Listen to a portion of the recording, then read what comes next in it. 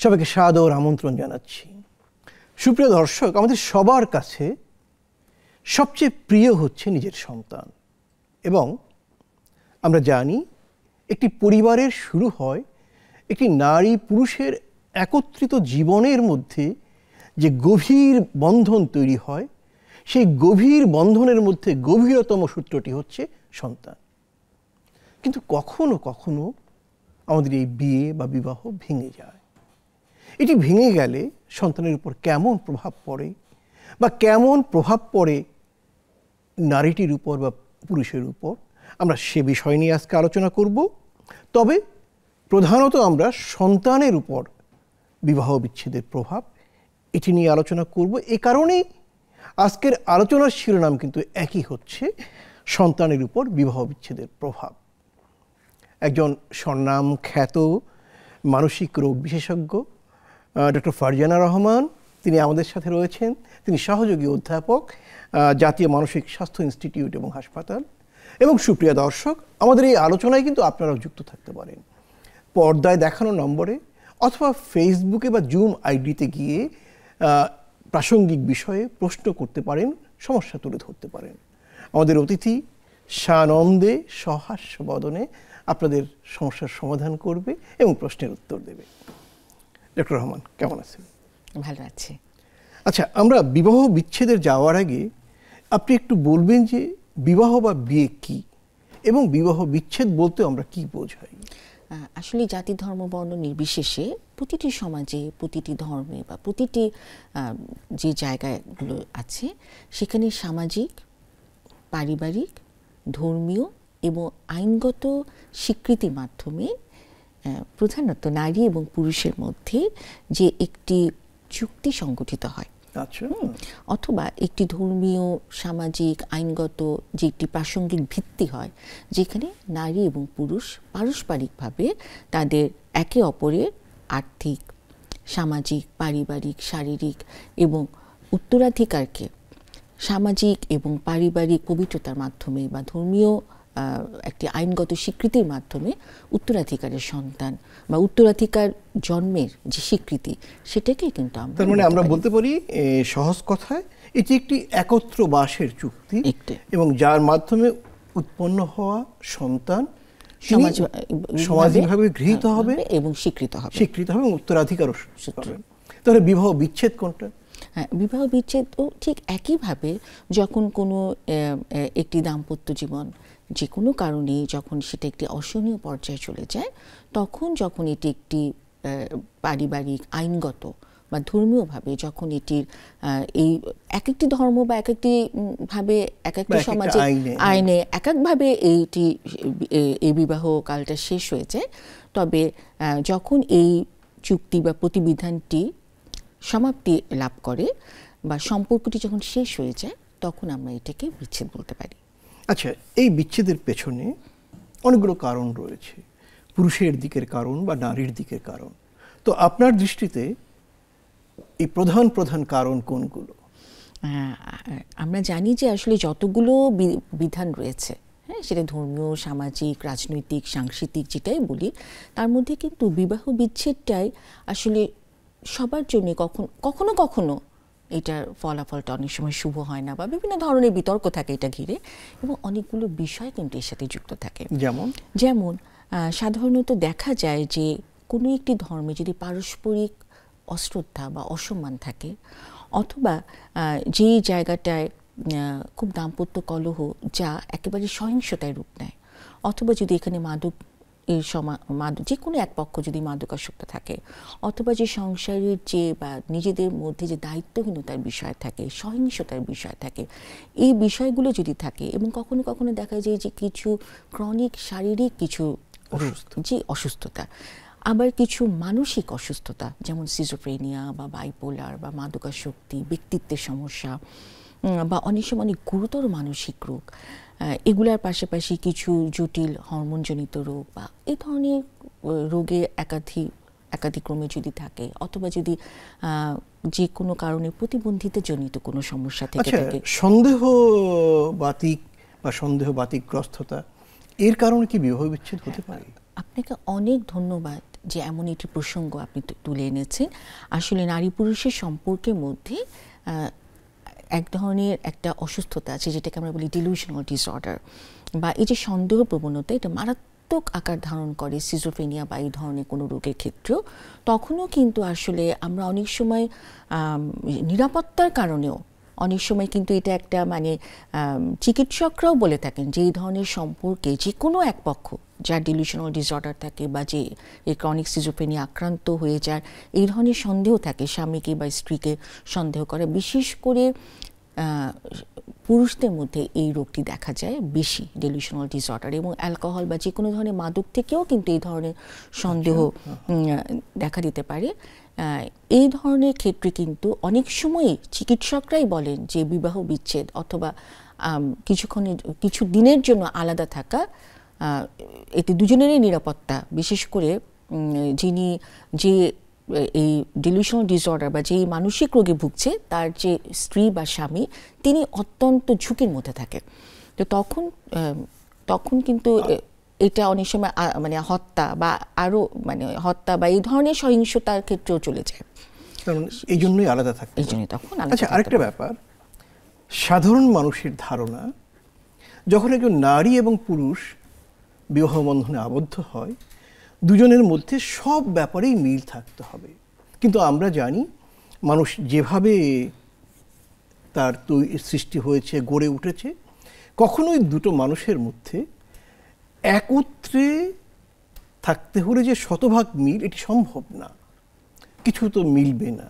তাহলে দুজন মানুষের মধ্যে কত ভাগ মানে গড়ে কত ভাগ মিল থাকলে আমরা বলবো তাদের জন্য একত্র বাস বা বৈবাহিক জীবন যাপন করা সহজ?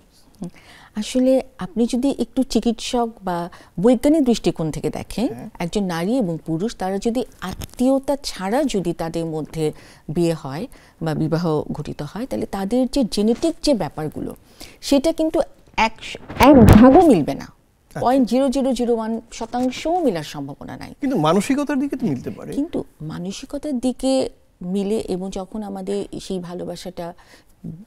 ভালোবাসাটা যখন বিয়ের পরিণামে ঘটে, তখন তাদের মধ্যে কিন্তু কিছু মিল থেকে যায়, এবং তখন সেটা একটা ভিন্ন ব্যাপার। কিন্তু আসলে সাধারণত দেখা যায় যে হাজব্যান্ড ওয়াইফের মধ্যে কিছু কিছু ক্ষেত্রে মিল আসলে সামাজিক কারণে বা পারিবারিক কারণে, বা এরকম একটা সবসময় বলে দেওয়া হয় যে হ্যাঁ দুজনে মিলে অ্যাডজাস্ট করে চলতে হবে, এই জন্য হয়তো কিছু মিল, কিছু অ্যাডজাস্ট, কিছু বোঝাপড়া এমনিই থাকে। কিন্তু আমরা দেখেছি, এবং আপনিও অবশ্যই জানেন, যে হাজব্যান্ড ওয়াইফের মধ্যে পারস্পরিক যে সম্মান, বিশ্বাস, সেটা আসলে বেশি। এবং দুজনেই একেবারে ভিন্ন মেরু মানুষ হতেই পারেন, কিন্তু তারপরেও স্বামী স্ত্রীর মধ্যে কিছু কিছু যেমন আদর্শিকগত মিল থাকতে পারে, কিন্তু আমি দেখেছি যে স্বামী স্ত্রীর মধ্যে পারস্পরিক যে বোঝাপড়া, বিশ্বাস, সেটাই আসলে প্রথম ব্যাপারটা। এবং দুজনের প্রতি যে তো রয়েছে, যেমন ধরা গেল এমন দম্পতি আছে দুজনেই রবীন্দ্রনাথের গান শুনতে পছন্দ করেন, অথবা সত্যজিৎ রায়ের ছবি দেখতে পছন্দ করে, অথবা তারা দুজনই যখন বের হবেন তারা মনে করেন দুজনে সুসজ্জিত থাকবে। আবার অনেক ক্ষেত্রে দেখি যে এরকম স্ত্রীটি চান তিনি সাজগোজ করে অনেকটা আপনার মতে চমৎকার একটি শাড়ি পরে বের হবে, কিন্তু যিনি স্বামী তিনি একটা উড়াধুরা ড্রেস পরে বের হবেন, পোশাক পরে বের হবেন। তো এক্ষেত্রে মতের ভিন্নতা হবে না?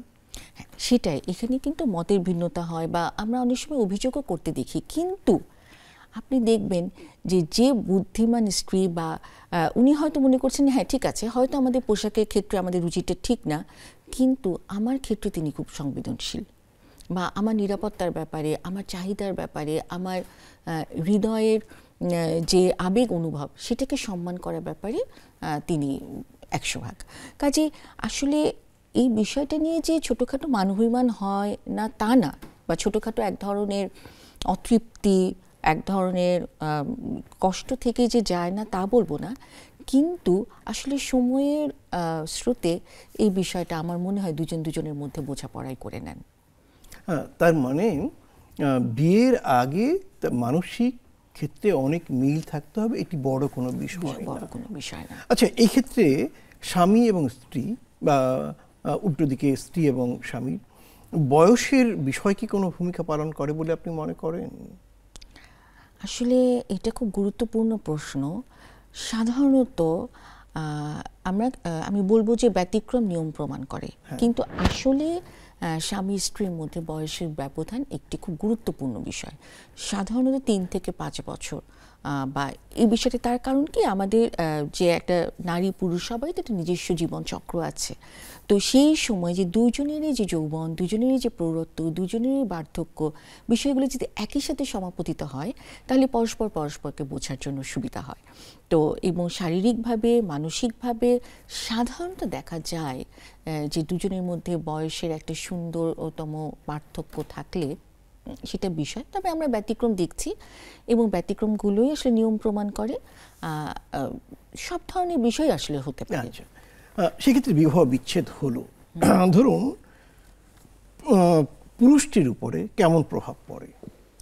তার আগে আমি বলি যে বিয়ে তো একটি অবশ্যই একটা সুন্দর বন্ধন, যেটা আমরা বললাম নারী পুরুষের বন্ধন। একজন বিবাহিত জীবনে সুখী একজন নারী পুরুষ বা বিবাহিত একটি সুখী দম্পতি, তাদের কিন্তু আসলে সামাজিকভাবে পারিবারিকভাবে তাদের যেমন গ্রহণযোগ্যতা থাকে, নিজেদের কাছেও নিজেদের গ্রহণযোগ্যতা থাকে, তেমনি আমি বলবো যে তাদের যে বৈজ্ঞানিক বিশ্লেষণ করে যদি আমরা দেখি যে তাদের যে হরমোনের যে ব্যাপার, অক্সিটোসিন, সেরোটোনিন, ডোপামিন, এইসব যে সুখী হরমোনগুলো, এগুলো কিন্তু তুলনামূলকভাবে তাদের ব্লাড সার্কুলেশনে পাওয়া যায়। অর্থাৎ একটি পরিপূর্ণ দাম্পত্য জীবন যেখানে আমাদের আবেগের মিলন, আমাদের শারীরিক মিলন, আমাদের দাম্পত্য সম্পর্কের বোঝাপড়া, সেই বিষয়গুলো যেই পরিবারে আছে, সেই পরিবারে শুধু সন্তান না, সেই পরিবারে সেই সুখী দম্পতির মধ্যে সুখে থাকার যে হরমোনগুলো, সেগুলোর আধিক্য ঘটে। এটা কিন্তু বৈজ্ঞানিকভাবে প্রমাণিত এবং পরিলক্ষিত। কাজে যখনই কারো বিবাহ বিচ্ছেদ ঘটে, কাজেই সেই দাম্পত্য থেকে বেরিয়ে যখন একজন পুরুষ বা একজন নারী তার নিজস্ব জায়গায় ফিরে যান, সাধারণত দেখা যায় যে তাদের মধ্যে একটা বিষণ্ণতা, হতাশা, মন খারাপ, একাকিত্ব, হ্যাঁ, এবং কখনো কখনো একটি অপরাধবোধ বা কখনো কখনো একটি যে আমি আবার দেখতে পারতাম, এই ধরনের একটা অনুভব থাকতে পারে। তাছাড়া সামাজিকভাবেও অনেক সময় দেখা যায় যে একটু বিচ্ছিন্নতা বা কোনো ধরনের একটু সমস্যাটা হতেই পারে। আরেকটি কথা আমি বলবো যে যে কোনো বিবাহ বিচ্ছেদ হলেই যে এমন হবে তা কিন্তু না। প্রত্যেকটা পুরুষের, প্রত্যেকটা নারীর তার যে ব্যক্তিত্বের গঠন, তার স্বাবলম্বিতা, তার নিজস্ব জীবনের যে বিভিন্ন ধরনের দর্শন বা তার নিজস্ব জীবনের যে দৈনন্দিন জীবনযাপন, এগুলো যেমন ব্যাপার, এবং সেই দাম্পত্য জীবনটাকে খুব তিক্ততার মধ্যে শেষ হয়, সেই দাম্পত্য জীবনটাকে খুব সহিংস ছিল, এই বিষয়গুলি কিন্তু একটি ব্যাপার। যদি এমন কোনো দাম্পত্য থাকে যেটা খুব তীব্র তিক্ততার মধ্যে, সহিংসতার মধ্যে, মাদকাসক্তির মধ্যে অথবা সন্দেহের মধ্যে শেষ হয়, সেখানে হয়তো বা কখনো কখনো সেই বিবাহ বিচ্ছেদ একটা আনন্দের ব্যাপার বা একটা স্বস্তির বার্তা, একটা শান্তির বার্তা কখনো কখনো সেটা হতেও পারে। তো যদি সেরকম হয় তাহলে তো বিষয়টা আলাদা। কিন্তু তা যদি না হয়, কখনো কখনো হয়তো এক পক্ষ চাইছেন আর এক পক্ষ চাইছেন না, অথবা একটি তীব্র মনোমালিন্য বা তীব্র অনেক বছরের একটা সম্পর্কের একটি খুব কষ্টের একটা সমাপ্তি, তখন কিন্তু নারী পুরুষ যে কেউই তীব্র মানসিক অবসাদে ভেঙে পড়তে পারেন। এবং আমাদের কিন্তু একটা খুব ভুল ধারণা থাকে যে বিবাহ বিচ্ছেদ হলে পুরুষদের তত বেশি মানসিক সমস্যা হয় না, বা তারা বুঝি তত বেশি আবেগে জর্জরিত হয় না, তারা বুঝি তত বেশি সমস্যা হয়নি। এটা আসলে খুব ভুল ধারণা। আসলে নারী পুরুষ সম্পর্কে এই আকস্মিক যে বিচ্ছেদ, বা যদি এটা পূর্ব পরিকল্পিত হয়, তারপরেও এখানে কিন্তু অনেক ধরনের মানসিক সমস্যা এসে দাঁড়ায়, আর্থিক সমস্যা এসে দাঁড়ায়, কে সেই সন্তানে অভিভাবকত্ব পাবে সেই বিষয়গুলো এসে দাঁড়ায়। এরপরে হচ্ছে গিয়ে যে কে উত্তরাধিকারের ব্যাপার, সম্পদ বন্টনের ব্যাপার, অনেক বিষয়গুলো যখন আসে একটা জটিল ঝামেলার বিষয় চলে আসে। আপনাকে অনেক ধন্যবাদ। সুপ্রিয় দর্শক, সময় হলো একটা ছোট্ট বিরতি নেওয়ার। থাকুন আমাদের সাথে, দ্রুতই ফিরে আসব।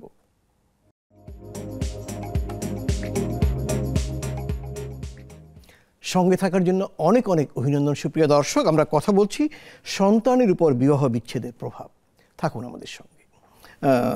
ডক্টর ফারজানা রহমান, রবীন্দ্রনাথ ঠাকুর বলেছেন, যদি ক্ষমাই করতে না পারো তবে ভালোবাসলে কেন? তো দাম্পত্য জীবনকে স্থিরতার জন্য, বিচ্ছেদ না হওয়ার জন্য ক্ষমার ভূমিকা কেমন? হ্যাঁ, এই বিষয়টা তো আসলে খুবই প্রাসঙ্গিক। যেখানে আসলে ভালোবাসা থাকে সেখানে কিন্তু ক্ষমা থাকবেই, এবং যেখানে ক্ষমা থাকে সেখানে কিন্তু লক্ষ্য করলেই বোঝা যাবে যে ইগো বিষয়টা থাকে না। আচ্ছা, ইগোর বিষয়টা বা জেদের ব্যাপারটা একটু ব্যাখ্যা করুন তো। হ্যাঁ, আসলে এই যে জেদ বা অভিমান বা ওকে ক্ষমা চাইতে হবে, ওকে মাপ চাইতে হবে, বা আমার আসলে কোনো সমস্যা নেই, আমার কোনো ভুল নাই, সব ভুল ওর জন্য এমন হচ্ছে, এই বিষয়গুলো আসলে জীবন খুবই ছোট। যদি তারাশঙ্করের কথাই বলি যে জীবন এত ছোট কেন, জীবনটা আসলে খুবই ছোট। সেখানে কার ভুল, কার দোষ, কার ত্রুটি, কার বিচ্যুতি না দেখে যদি সম্পর্কের ক্ষেত্রে যদি প্রকৃত ভরসা এবং বিশ্বাসের জায়গাটা ঠিক থাকে, তাহলে এখানে কে একটু দেরি করলো, কার জন্য বেড়াতে যাওয়াটা হলো না, বা কার জন্য পছন্দের জায়গাটাতে যাওয়া হলো না, বা এই বিষয়গুলো আসলেই সম্পর্কের ক্ষেত্রে খুব গৌণ। সম্পর্কের ক্ষেত্রে পারস্পরিক যে দায়িত্ববোধের জায়গাটা খুব গুরুত্বপূর্ণ, এবং সমর্পণ করে দেওয়া যে ঠিক আছে। আচ্ছা, আমরা একজন দর্শকের ফোন নিয়ে নিই। সুপ্রিয় দর্শক, কে আছেন আমাদের সাথে? জি বলুন। আসসালাম। জি আসসালাম, হ্যাঁ বলুন। এই যে আমাদের স্বামী স্ত্রী, আমাদের হাজবেন্ড ওয়াইফের পারস্পরিক বোঝাপড়া, একে অপরের প্রিয় দর্শক, আপনি যদি টেলিভিশনের ভলিউম বা শব্দ কমিয়ে কথা বলতেন তাহলে আপনার কথা আমরা সহজেই বুঝতে পারতাম। জি জি জি হ্যাঁ জি জি জি এই যে আমাদের বয়স এখন মনে করেন আমার বয়স 42 বছর। জি, আমি বিয়ে করেছি প্রায় 2002 সালে শেষের দিকে। তো এটা হচ্ছে এমনি পছন্দ করা বিয়ে, কিন্তু ওরকম ওনার সাথে আমার পরিচিত না। হঠাৎ উনি আমাকে ডেকে বিয়ে করেছেন আর কি, বিয়ে করবে এরকম করেছে, করে আমাদের মানে গোপন ভাবে একটু বিয়ে হয়, রেজিস্ট্রি হয়। তারপরে মনে করেন যে 1 বছর পর উঠে নিয়ে যাওয়া হয়। জি, তারপরে মনে করেন ওনার সাথে যখন মানে একত্রিত হই, বা ওনার সাথে, ওনাকে তো আমি চিনতাম না, ওনার লাইফস্টাইল জানতাম না, ওনাকে বুঝতাম না, যার কারণে আমি ওনার সাথে এই যে মানে সংসার জীবন শুরু করার আগে তার সাথে আমি যে মিশছি, তখন আমি বুঝে গেছি যে ওনার সাথে আমার সাথে লাইফে যাবে না, মানে মিশবে না হয়তো।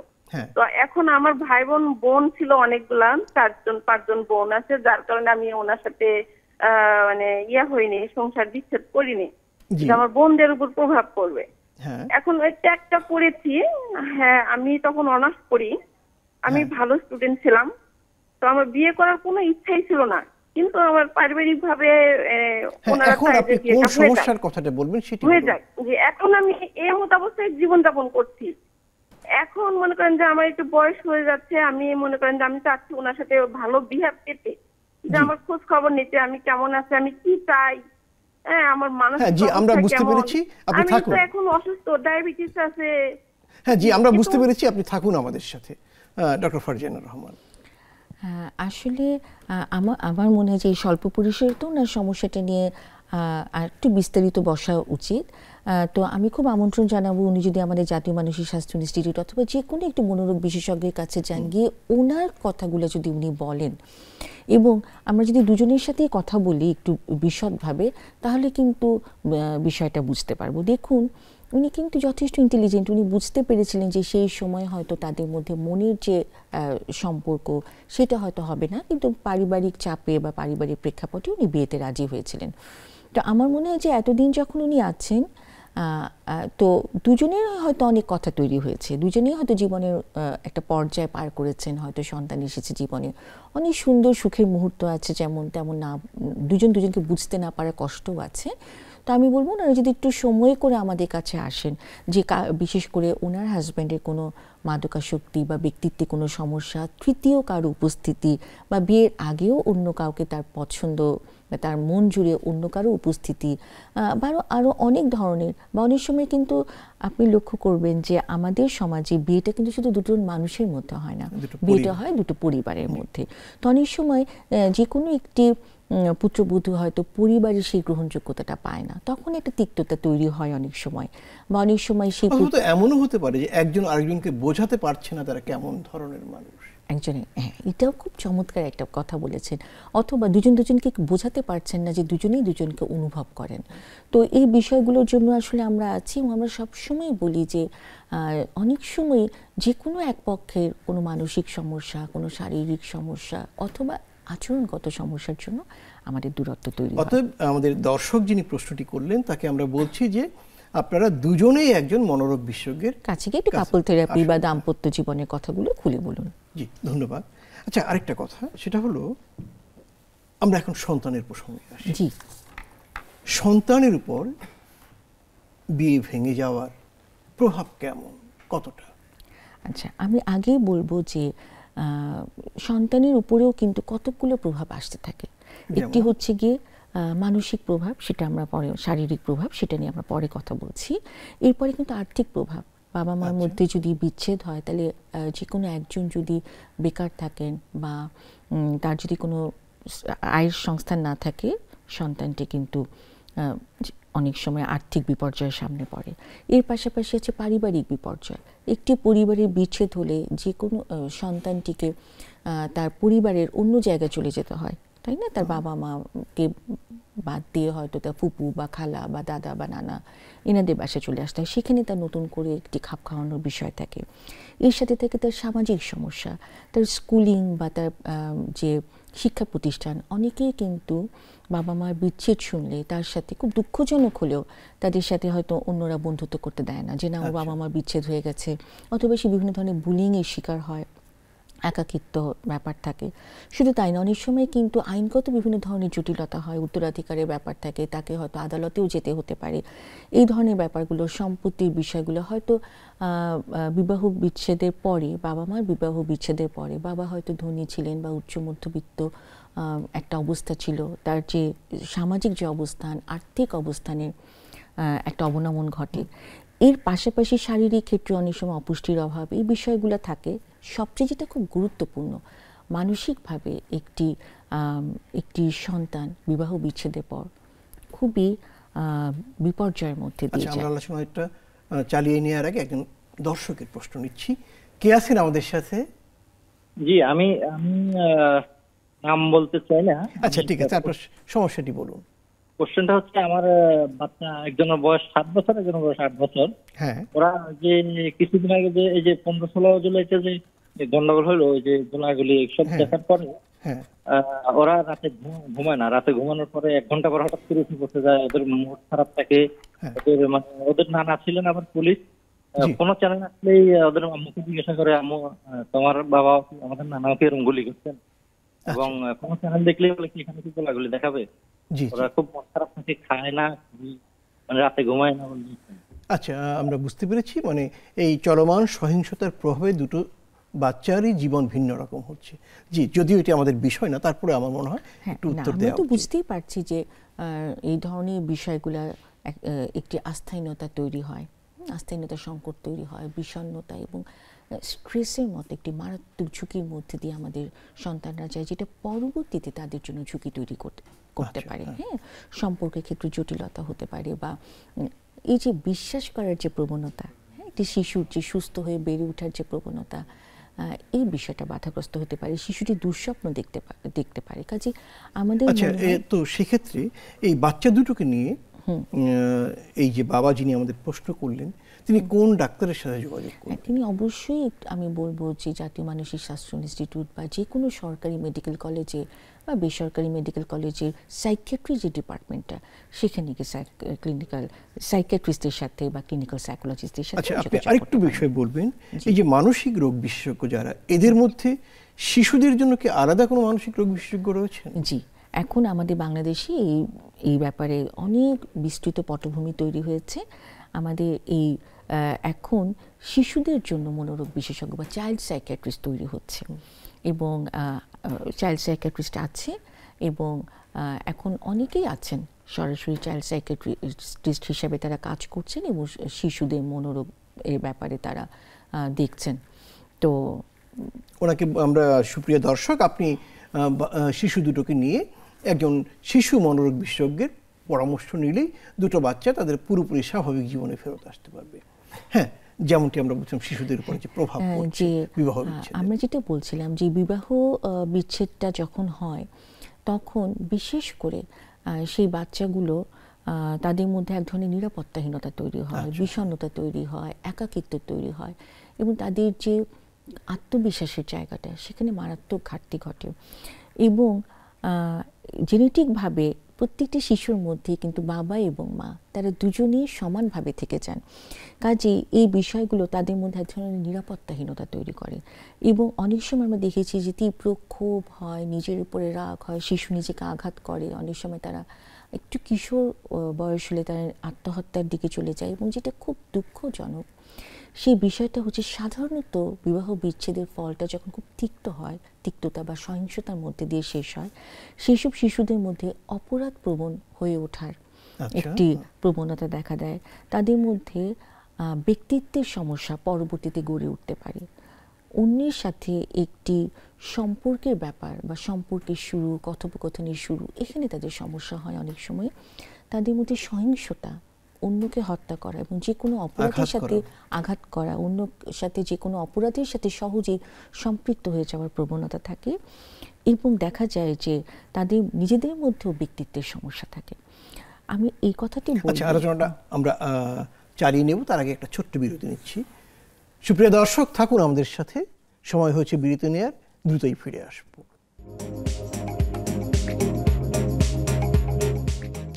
ডক্টর ফারজানা, যেমনটি আমরা বিরতির আগে বলছিলাম, শিশুর উপরে, সন্তানের উপরে কি প্রভাব থাকে? এই বিষয়গুলি আসলে যে শিশু কিন্তু খুব অনেক সময় দেখা যায় পড়াশোনায় খুব পিছিয়ে যায়, নিজের উপরে আত্মবিশ্বাসটা চলে যায়, বিষণ্ণ একাকিত্বটা তাকে পেয়ে বসে, একগুঁয়ে হয়ে যায়, অন্য কারোর সাথে মিশতে পারে না, নিজের ব্যাপারে যে একটা শারীরিক বিকাশে কোনো সমস্যা হয় কি? একটি আমরা দেখেছি এবং এটা বৈজ্ঞানিকভাবে প্রমাণিত যে যেই শিশুরা শারীরিকভাবে এবং মানসিকভাবে অবহেলার শিকার হয়, তাদের মধ্যে একটি রোগ দেখা যায় যেটাকে আমরা বলি নন অর্গানিক ফেলিওর টু থ্রাইভ, অর্থাৎ সেই শিশুটি বাড়ে না। তার কিন্তু অন্য কোনো সমস্যা নেই, কোনো শারীরিক সমস্যা নেই, তার লিভার, কিডনি, তার সব কিছু ঠিক আছে, কিন্তু যে শিশুটি ছোটকাল থেকে খুব অপমান, অপদস্থ হওয়া বা অবহেলার মধ্যে বড় হয়, সেই শিশুটি কিন্তু সঠিকভাবে বেড়ে ওঠে না। এই বিষয়টি খুবই গুরুত্বপূর্ণ। এটা আমাদের লোকজনরা তো খুব কম জানে বিষয়টি। হ্যাঁ, এবং যদি সেই শিশুটিকে আমরা আবার সঠিক যত্ন করি, ভালোবাসি, ও যদি ওর মূল্যটা বুঝতে পারে এবং ওর আত্মবিশ্বাসের জায়গা, ওর অবহেলার জায়গা, ওর শারীরিক বা মানসিক যে অযত্ন ছিল সেই জায়গাটা যদি সাধারণত ওই শৈশবে বা কৈশোরে কেউ এসে পূরণ করতে পারেন, সেটা যে বাবা মাই হতে হবে এমন কেউ না, সেটা তার প্রাইমারি বা তার কোনো স্কুলে শিক্ষক হতে পারে, তার একজন প্রতিবেশী হতে পারে, তার আপনজন কোনো আত্মীয়, ভাই বা বোন, ফুপু, খালা, মামা, চাচা, যে কেউই হতে পারে, তাহলে কিন্তু এই জায়গাটা থেকে অর্থাৎ তার ভালোবাসা দরকার। আচ্ছা, আমি একটা ঘটনা বলি। একটা তরুণ দম্পতি, তারা বিবাহ বন্ধনে আবদ্ধ হয়েছিল, তাদের একটি সন্তানটির বয়স 4 থেকে 5-এর মধ্যে। সম্প্রতি তাদের বিচ্ছেদ হয়ে গিয়েছে। সন্তানটি মায়ের সাথে আছে, সে মাকে বলে এবং তার মায়ের চারপাশের যে নানু বা অন্যদের বলে, আমাকে আগের মতো করে দাও, মানে সবাইকে সহ আগের পরিবেশটা দাও। এখন সেটি তো সম্ভব না, যেহেতু বিচ্ছেদ হয়ে গিয়েছে। এই শিশুটিকে বড় করার ক্ষেত্রে, সুস্থভাবে বিকশিত করার ক্ষেত্রে কি করণীয়? শুধু এই শিশুটি না, এই ধরনের যে ধরনের শিশু বা কিশোর আছে বা যে বয়সী সন্তানরাই আছে, তাদের জন্য আসলে কিছু ব্যাপার থাকে।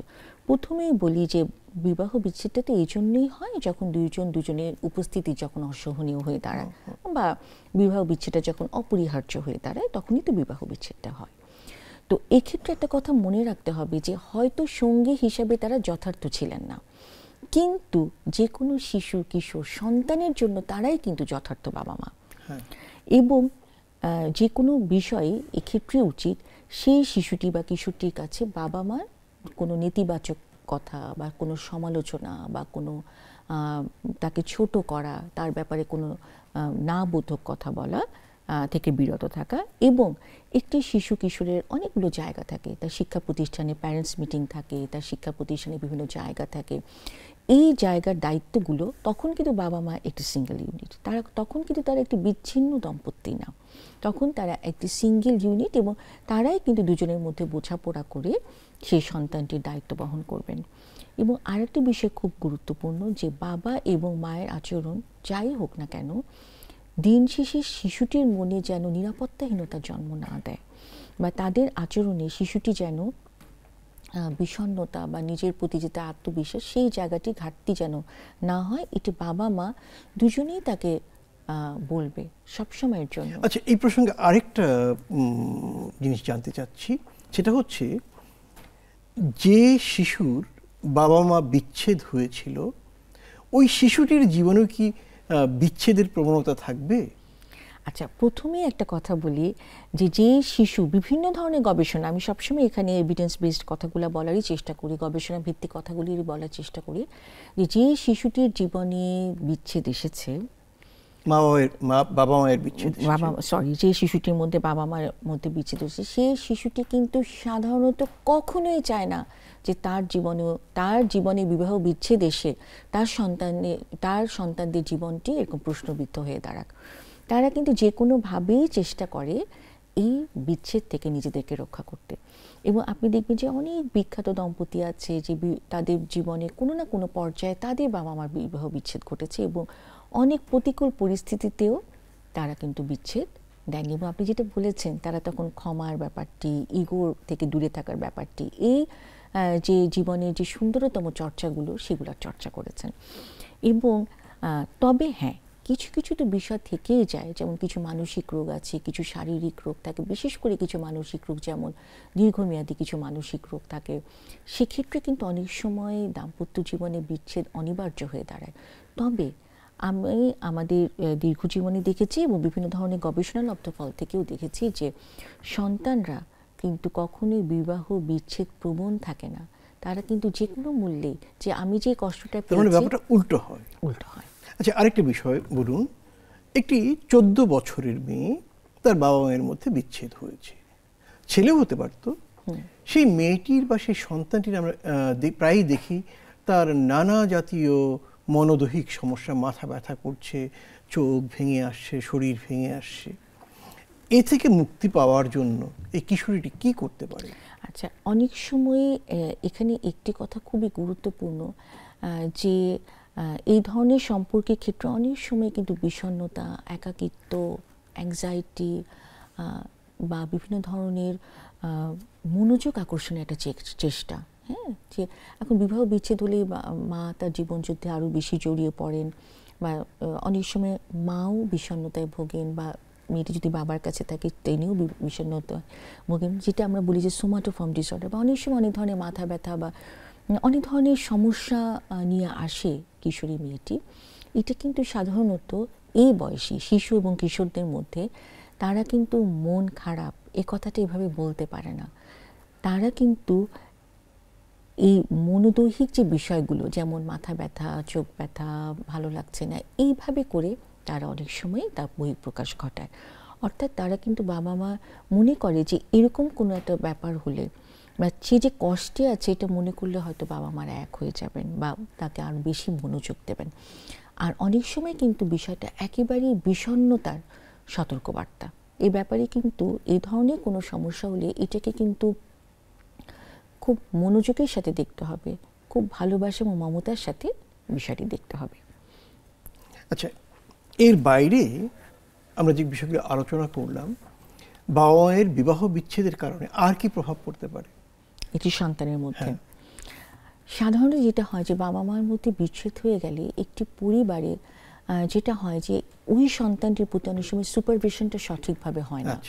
হ্যাঁ, যে সন্তানের প্রতি নজরদারি, খবরদারি, আবার স্নেহ, শাসন, এসবের ভারসাম্যহীনতা হয় অনেক সময়।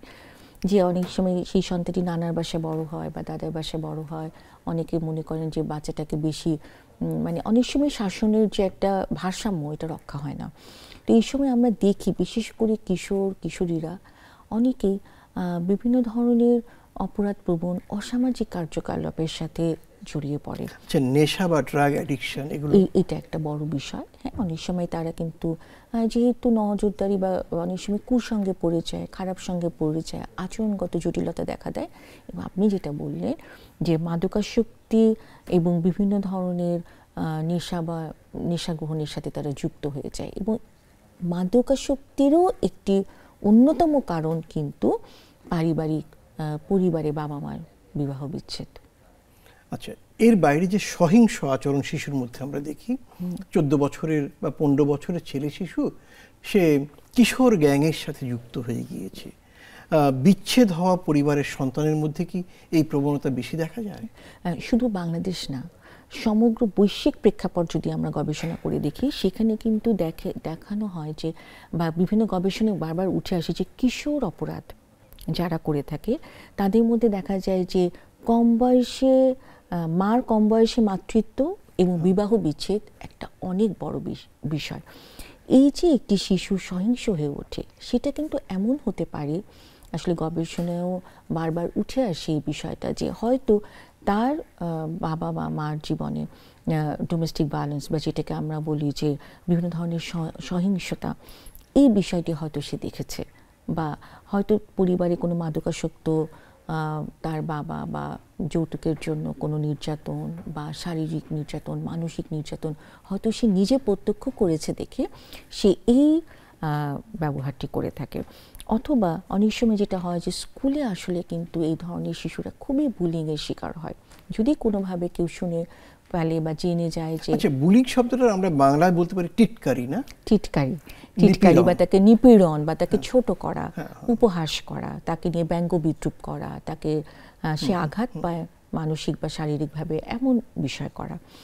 তো এই যে বিষয়গুলো, এটাও কিন্তু যে অথবা যে একটি বাসায় একটি ভারসাম্যহীন পরিবেশ থেকে সে মুক্তি পেতে চায়, তখন তারও হয়তো একটা রোমাঞ্চের খোঁজে বা বন্ধুদের চাপে, অথবা ভালো লাগছে না, মন ভালো নেই, সে তো একটি ছোট কিশোর বা একটি শৈশব হারানো একজন মানুষ, তার পক্ষে তো ঠিক বোঝা সম্ভব না হয়তো যে সে বিষণ্ণতায় ভুগছে, মন খারাপে ভুগছে, একাকিত্বে ভুগছে। তো তখন হয়তো অনেকেই মাদকের সাথে ঝুঁকে পড়ে। এবং মাদক এবং অপরাধ আপনি জানেন যে খুব বেশি। এর উল্টো দিকে ধরুন, একটা কিশোরী মেয়ে, সে এরকম একটি বিচ্ছেদ হওয়া পরিবারের সন্তান, তার মধ্যে কি যৌন অপরাধের দিকে পা দেওয়ার সম্ভাবনা বেশি থাকে? না, আমি একটা কথা বারবার বলবো যে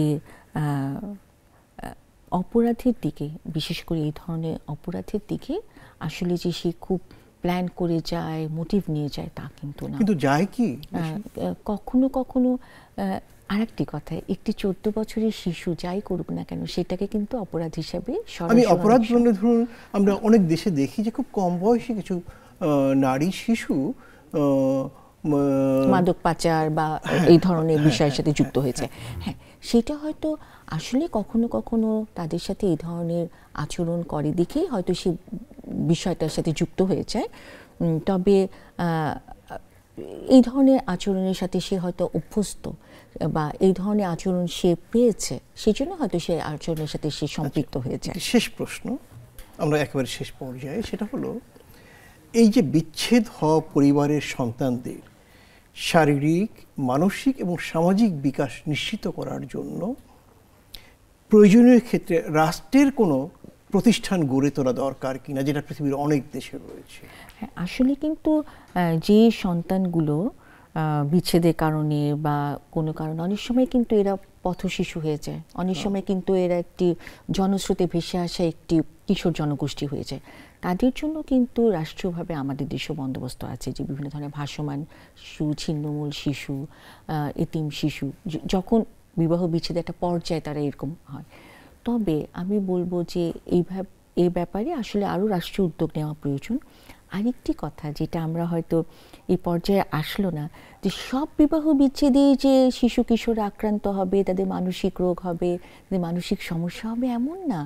অনেক সময় হয় যে কোনো একটি বিবাহ বিচ্ছেদের কারণ ছিল ভীষণ তীব্র সহিংসতা, অথবা যে কোনো একজনের চরম নির্লিপ্ততা, যে কোনো একজনের দায়িত্বহীনতা, যে কোনো একজনের বারবার তৃতীয় সম্পর্কের উপস্থিতি। সেসব ক্ষেত্রে কিন্তু অনেক সময় বিবাহ বিচ্ছেদ সন্তানদের মানসিক এবং শারীরিক গঠনের জন্য আশীর্বাদ। তার মানে কখনো কখনো এটি প্রয়োজনীয় হয়ে দাঁড়ায়।